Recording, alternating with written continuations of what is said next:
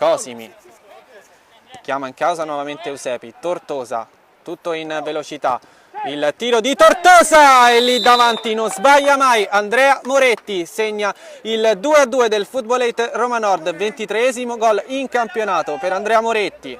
Verso Moretti che serve bene Tortosa, ancora Moretti in area di rigore, Moretti va al cross e c'è il gol di Simone Tortosa, ottimo l'asse tra il 9 e il 10, segna questa volta Tortosa per il vantaggio del Footballate Roma Nord che perdeva 2-0, adesso conduce 3-2.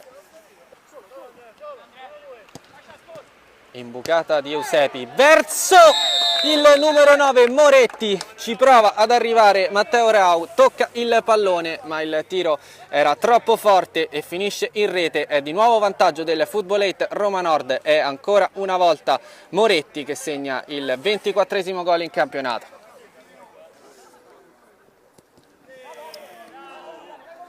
Qui intanto recupera il pallone il Footballate Roma Nord, Moretti e subito ancora avanti Footballate Roma Nord, un contropiede micidiale, Andrea Moretti porta il pallone e a segnare il gol va il numero 7, va Alessandro Bramucci.